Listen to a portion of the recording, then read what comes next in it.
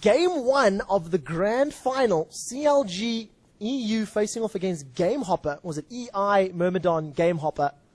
Along those lines. Myrmidians? Myrmidians? Is that how you pronounce it? Myrmidians, Myrmidon, Myrmidians. Gamehoppers, that's who we shall call them. And we've got some really creepy skins this time round. S&M Mundo and the Crab, Crab got. Well, we've seen Crab got a couple times already. At the same time, we have Ray Boreana, and I don't like Bloodstone Taric. I will keep saying this. I do not like Bloodstone Taric because I feel it is just not Taric enough. That is not fabulous. That is not spectacular. That is. You're judging him because he's not fabulous enough. Mm-hmm. I see brutishness and just kind of like, I'm whiny Taric. Look at me. I'm all red and black. That's something like a teenager buys. And if you wear red and black and you're a teenager, offense to you. Offense specifically to you. I must point out, though, Earthrider Corky is just so amazing. That spatula is absolutely awesome. Oh, man, I need new words. I'm not going to say awesome next time, I promise. I will read a thesaurus. But I dig the spatula. And I never noticed his moustache floats in the wind. It's glorious, really. It's a glorious mustache. And look at this. We have some invasion, actually, from CLG. And Joe Alicious, if he gets a little brave and decides to check out what's going on, he will die. It's going to end badly. We do have Soraka coming up in the top lane as well, which is quite strange. Now, are we going to see the likes, maybe like a flash? I was hoping for a flash dazzle from Taric, but they had no way to know somebody was there, so I guess I was being overly optimistic. That would have been the bravest and most just flash ever, which is probably why it didn't happen, but... Yeah. It was actually cool, if you can look where they actually waited before they entered the jungle, they hugged the wall. And I love pointing this out, they hug the wall because the angle to look in that bush, they want to limit it as much as possible, so they want as little reaction time as possible when they actually invade. So you'll see teams do this every now and then, hug a wall, and then just get as close as they can before entering the bush. Well, just to minimize that possible vision distance. All of that moving around, and it has resulted in nothing at the time being. No ganks or kills being set up. Some good warding placement, though. So we have a ward from Gamehopper at the red, just to make sure Mundo can't steal it, and we have a ward at the bush for CLG. Yeah. I have to remember what the bush is called, but it's not really the Wraith bush, actually. I guess we'll call that. That's normally so the Wraith bush is warded. Yeah, and brilliant timing there from Karthus. Dropping the lay waste literally the half second before blue buff spawns. I like seeing that. I like seeing that champions, they know their champion that well and can actually predict the spawning of the buffs. Mm-hmm. I mean, it will always spawn at 155. There's a half-second delay before lay waste will hit, as Froggen's making some nice auto attacks off in mid. Yeah. So you just time it at 145.5 or 154.5. Yeah, very true, very true. And look at the damage just from auto attacks. Not one ability being used yet. Command Protect opting for Froggen, but taking off half of Karthus' hit points with just auto attacks, just moving up in range and using that passive Clockwork Wind-Up. Of course, scales her auto attack damage based on her ability power. It just makes it so difficult to deal with when you're not really an auto attack champion like Karthus. Now we've already got the invasion in the top lane. Snoopy double buffed up. He's landed what are those little executioner things? Infected Cleavers, and along with the red buff, was able to kill Shyvana. Having no flash, she couldn't get away. If Shyvana had a flash, would have been able to jump over the wall and survive. Joel is trying to taunt Wicked underneath the tower. Not successful. Takes a bit of damage for it. Too many creeps to really put on the pressure right now. Pretty cool flag on Shen's back as well, actually. It's the first time I've seen this skin in game. Yeah, this is a pretty cool looking skin. So, we've got Joe Alicious versus Wicked up in this top lane. And whether or not the ninja of Shen is going to be able to defeat the ninja of Kennen will remain to be seen. Very good shadow dash there. Taunting Kennen under his electrical surge, holding him down. Acid Hunter's in the bottom lane now. That Dazzle Shatter combo coming out from Taric Urgot, really putting the hurt down onto Mr. Rawls. He's struggling a little bit now. They need to go ahead and just sustain and make sure that Mr. Rawls doesn't get hit by that combo one more time. And no corrosive charge this time from Urgot. Opting maybe to save the mana or not committing to it. And we see Shyvana coming into the top lane.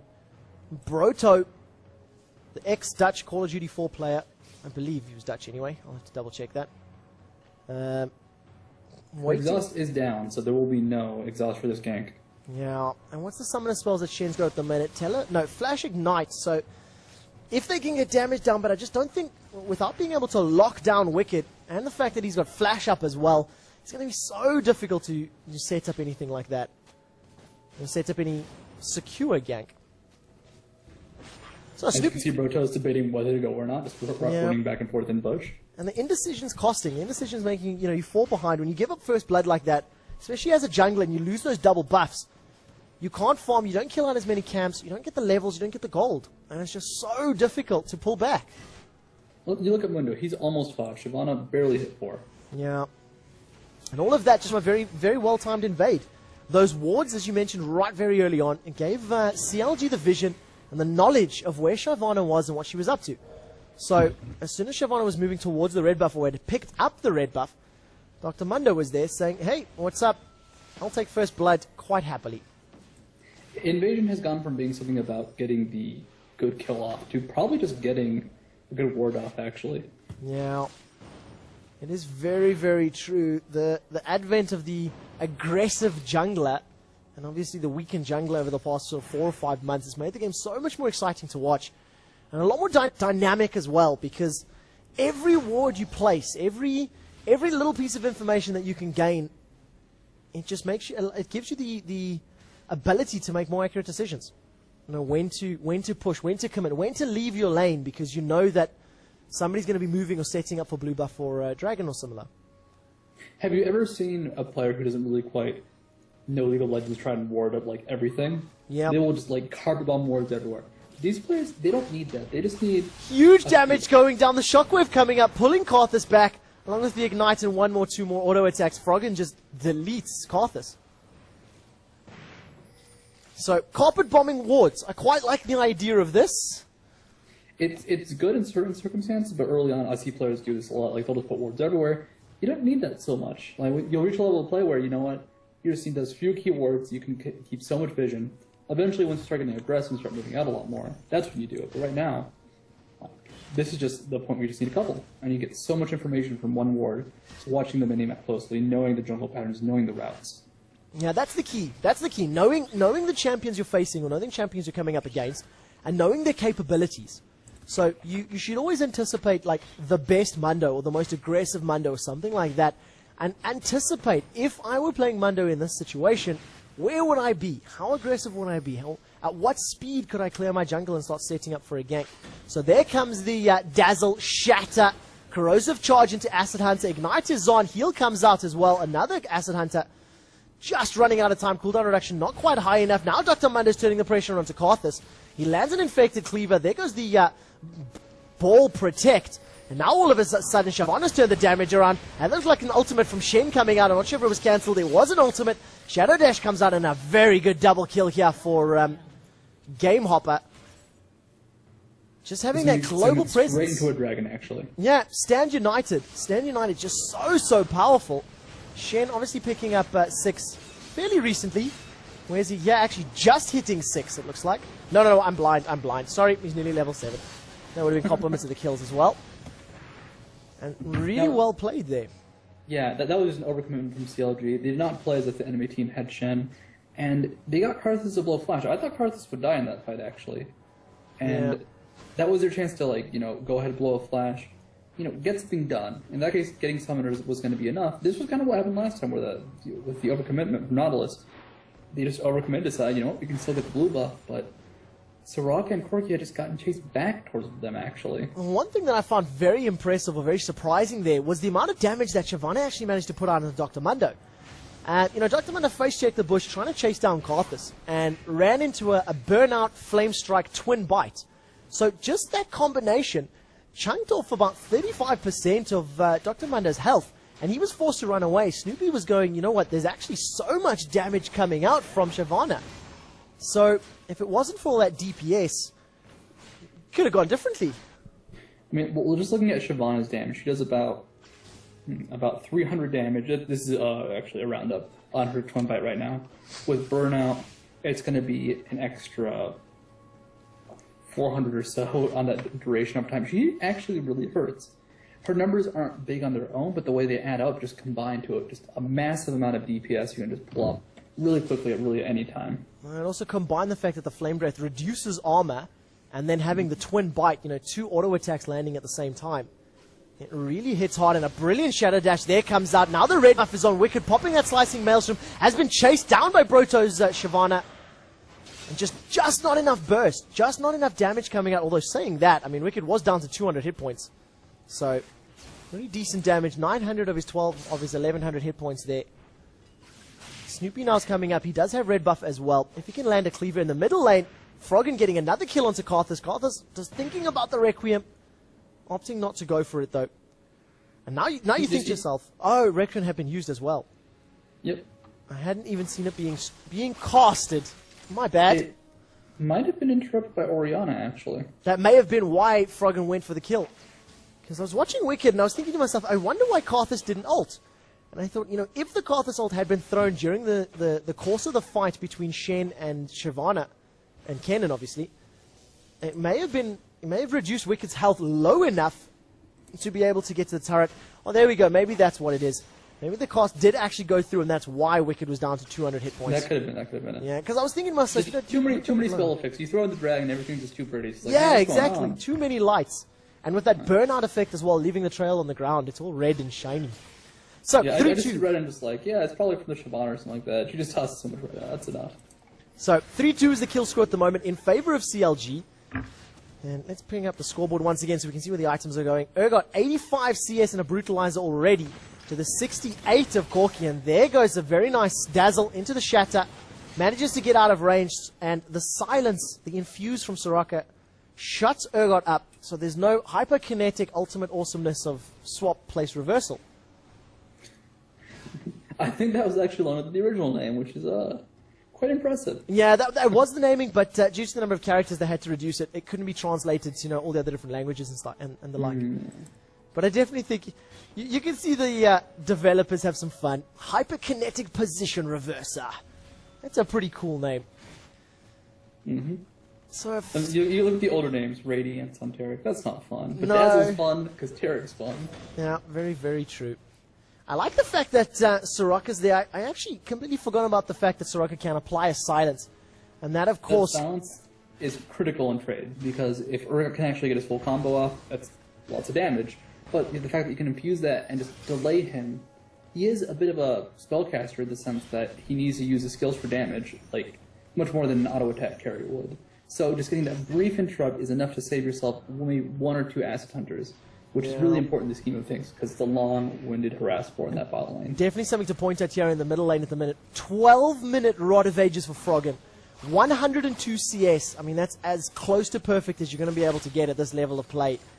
And a 12-minute ROA is absolutely brilliant. So landing a command attack as well as that is it Dissonance for his W? Yeah, Dissonance. And really starting to chunk down Karthus' hit points.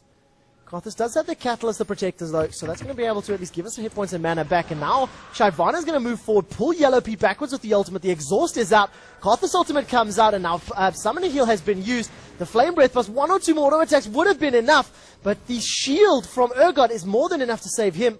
Wish now used from Soraka to save Corki's life. And that shield, is it the Terra Capacitor? Just managing to save Urgot. That was nothing. That was barely any HP. Urgot just the perfect level of tankiness. One more auto attack, one more anything would have been enough there. Absolutely, absolutely amazing there. Summon a heal used to pick up the health, and just as I thought Urgot's going down, just as I thought the crab is going to be lunch, yeah, manages to get the Terra Capacitor off. Broto accidentally taking blue buff. You could see Ryston on Karthus moving forward, moving towards that ancient golem. Because he wanted it, but it was not to be, not this time round. This will actually cost the mid tower because there's no way Karthus can push back safely right now. Karthus has been on the back foot this entire time. Hasn't And been. without that blue buff, what can he do against that big creep wave that was there? Yeah. 30 CS throw a couple difference. Skittles. 30 creep score difference already. 14-minute. Towers down as well. And Froggen's And Anivia. actually, time and time again, we're seeing this in every game. Despite the fact that there's an early advantage, there's like an early kill advantage, early dragon advantage for one team. CLG is ahead just in terms of farm. They do have that one-up kill, but still, it's a 1700 gold difference, and that's not one kill. That is just farming and laning, and it's all that going in CLG's favor. The mechanical skills, the last hitting, the timing, and the farming abilities, in conjunction with the knowledge of when to harass and when to poke, it really is shining through. So, 3,000 gold the difference now. Shen allowed to get some free farm in this top lane. 84 CS to the 116 of Kennen. If you look at all the lanes, it's the same story across the board. The exception being Shyvana versus Mundo. Mundo's a bit more behind. And Shyvana's actually just been doing a great job in the jungle, but it's not going to be enough to carry her entire team, just not being able to farm against CLG. Yeah. So we're going to have to see. We've got the first turret down already, and whether or not Froggen's going to start roaming and trying to pick up any kills, that remains to be seen. We do now have the Dragon Lady moving forward, and with Oracles as well. Fairly early Oracles. Not too bad. Just trying to counter ward, clear up the map, and make sure that they are in control of the vision, and they're in control of the pace of the game. At the top of the lane, Snoopy's got Oracles as well. And that S&M Dr. Mundo gonna find a Joelicious. Joelicious gonna find a way through the trees. Yeah. That tower will die. I don't know, 15 hit points. I think it's going to be difficult to take it out. I think it can survive. Janus shield out of nowhere. Infected Cleaver's going to slow Bro down, and then he's just going to use that Oracle to kill the ward. So thank you for the 25 gold. Thank you for the nom-noms. And now that's the bottom turret. No, top turret down, because I'm an idiot, and I was talking about its 15 hit points. Oh, I just realized I forgot to factor in the fact that CLG had... Look at this damage going down. Slicing Maelstroms down. It gets Broto to stun right at the edge of his... the range of the ultimate. The Stand United almost enough. Stand United so close. But that last bit of damage coming out from Dr. Mundo, I don't even know how he picked it up. Was it an Infected Cleaver? The very last hit. Because it looked like it was super far away. Actually. I thought it was Ignite as well, but remember, Kennen's the one with Ignite. So it was the red buff. Red buff tick. Alright, there we go. So that explains it. Red buff tick in conjunction with the Ignite, and Stand United getting so close to saving that dragon. And actually, look at Joelicious. Look at his level right now. He was just short of 11. Had he had one more creep of experience, he would have hit 11, been able to save Shyvana in that fight. Yeah. That's how close these little games can be. One creep's worth of EXP. And look at the middle lane now as well. Froggen being pushed on by Karthus using the exhaust. Requiem, is it going to be blown? Not this time round. Froggen once again taking out Karthus in the mid lane, 1v1. And if your AP mid is just completely destroying the enemy AP mid, we got a commitment now from Wicked and Snoopy. There goes the exhaust into Joelicious. Electrical Surge goes out. Lightning Shuriken. One more W as well. Another thing, the max range stun comes out. I think an Electrical Surge. Yep, just came up at the max there. Mm-hmm. And unfortunately, once your mid lane starts to snowball, it's very hard to stop. Mid laner is going to be a little better than the top lane at snowballing because they're better in the general sense because they have a lot of mid-game damage, which Orianna is not lacking right now with that early Rod of Ages and Blasting Wand she's already picked up. So she can go to any lane, and if she lands a couple of her spells, she will get a kill. She doesn't even need to land, say, the damage on Command Protect. Just a Command Dissonance, and it will be a huge chunk of someone's HP right now. Yeah, and he's sitting 153 ability power right now. Almost enough gold for a needlessly large rod. So that's nearly, well, okay, let's put it that way. Sorcerer's Shoes are away, BF's needlessly large rod, and a Blasting Wand. Before 20 minutes, there goes the Hyperkinetic position reverser. Brilliant dazzle from Taric there. That locks him in place for a few seconds longer. The heal from Soraka comes out as well. Not enough to save her own life, though. And she didn't use Wish in that particular case either. So opting to blow Flash and Exhaust, but not the Wish. Not really trying. She was out of mana. Ah, that was it. Weird to say. Unable to cast. Was out of mana. Unable to cast the spell. Well, remember, Soraka can't give herself mana back either. Mm-hmm. It's still just, I don't know, just an odd thing to say, just, you know, the many months of Soraka with Infuse. Well, now Snoopy has been surrounded. He's been taunted by Shen. Damage going down. There goes the Ignite as well. HP is being blown. Shyvana dives in. Exhaust now being blown. And they're still bashing away, still dealing the damage. The Flame Breath. The ultimate comes out. Another Shadow Dash. Managed to catch both Kennen and Mundo. Now Kennen's turned the tension around. Command Protect comes out. The Shockwave comes down along with Dissonance. That's going to completely kill a Dragon Lady. A Flash comes out. 1 or 2 auto attacks from Froggen might be enough. Not going to be able to get in range, though. Kennan's able to finish off the Dragon. Froggen's still committing. Froggen wants this kill. He just needs 1 or 2 attacks. Auto attack, auto attack. There it goes. The turret is going to pick up the kill onto Orianna, though. And unfortunately, Karthus does use it all at the end. And he would have saved that. Yep, it gets wasted, so the cooldown is now blown. And what's the cooldown at this point in time? 135. I can understand the reasoning, actually. It's scary to be in that position where they might survive that tower shot. What if her Command Protect had just come off cooldown? Yeah. That might have been enough. So I can understand the reasoning, but sadly, that's going to be something that will hurt them in the next couple minutes, because CLG's not going to stop the pressure. Oh. That was still a 1-for-3 exchange. And it started out as a 3v1. I mean, Dr. Mundo was tanking 3 players from Gamehopper that entire duration. Wicked opting to use that Maelstrom to try to at least stun up the champions and just get Mundo to get away. But while all that was going on, Froggen just pops up from the middle, says, "Hey guys, what's up? I'm keen to join this party," and picks up a double kill thanks to it. I think the number of spells that actually got used up in that fight too from Gamehoppers. They use Exhaust, Ignite, Karthus ult, Shyvana ult, Flashes. They used so much and they got so little out of it. Yeah. They didn't actually pick up a single kill. I mean, Mundo still got away with his life. So, you know, all of that used, and you still had 3 deaths. So, another Dragon going the way of CLG. And it looks like it's a bit out of control right now. They cannot kill Mundo. I think that's going to be the big problem right now. Because, you know what, they could always catch someone like Froggen. He does have that Rod of Ages, but he's still not the tankiest person in the world. They can still catch him and kill him, which might happen here. Well, Dr. Mundo's a quarter of the way through fixing up his Warmogs, and there we go. Orianna, under the pressure of 2 champions, still able to pick up a kill on Karthus, and maybe even able to get away from this. There goes the slow from Dissonance. Snoopy comes in, puts an exhaust now onto Brodo, so that's the attack damage reduced. Froggen not only able to survive a 2v1, but pick up a kill and an assist from that as well. I think Froggen's just too strong. I think Froggen is just... He missed his ult on Orianna. That was enough. Yep, I seen that. If he'd landed the ult, he would have been in melee range, and one more twin bite, I think, would have been able to pick up the kill. And instead it turned to a kite fest and Mundo showing up. This is unfortunate because you can really just see the confidence and just the emotions falling apart for Gamehopper. They're not playing well. They're not playing cleanly. They're trying to go for these kills. It's sloppy. Yeah. And they're suffering for it. And I can see why. They feel like if they don't do anything, they will lose, as Broto disconnects, sadly. And really, the truth is, they can't do anything. They're down by 10,000 gold. Yeah, at the 22-minute mark. Yeah, 12-3. So much. 3 turrets down, all the frontline turrets. 2 frontline turrets, and of course the second turret on the middle lane as well. So they don't even have map control. They got decent wards up, to be fair, but it's not making a difference. It's not giving them any sort of advantage because CLG are still invading and they're still picking up kills.